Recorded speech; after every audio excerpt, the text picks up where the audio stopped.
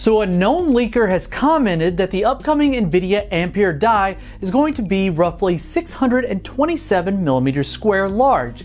Now the source is reliable, but they have annotated that this is a statement that they are not sure to this being 100%. So definitely putting this one in the rumor category, guys. So 100% rumor, throw on the salt.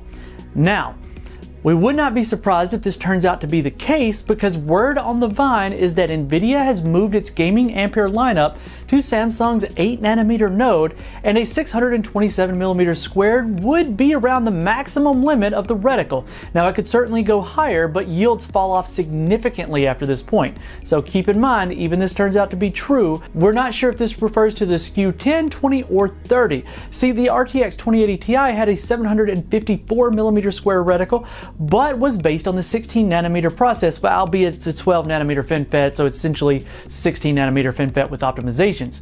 Now shifting to Samsung's 8nm process, which is basically 10nm with optimization, should allow for at least a minimum of a 30% more density, holding performance constant and accounting for a slightly increased power draw.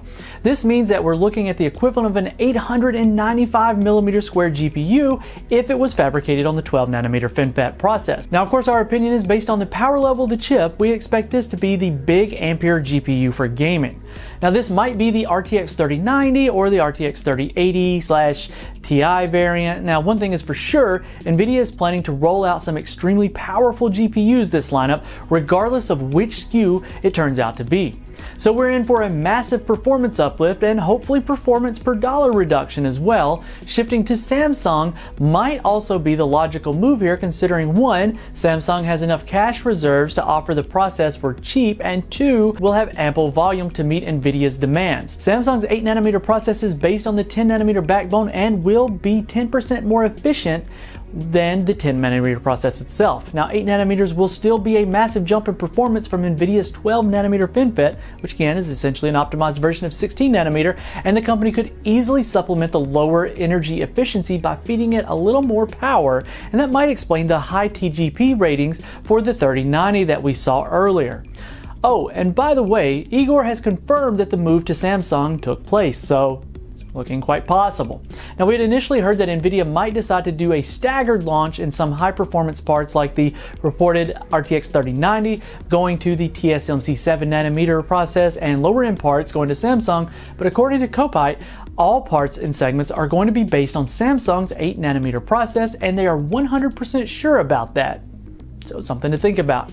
Now this could mean that the RTX 3090, 3080, and 3070 and so on, all SKUs are going to be based on the 8nm process. Since the process is less efficient than TSMC's, NVIDIA would need to slightly increase the TGP across the board to give it a massive performance leap that we've been seeing in the leaked benchmarks. And oh boy, is that going to be something to behold. Now the sources also previously stated that NVIDIA's future Tegra processors are going to be based on the same process as well.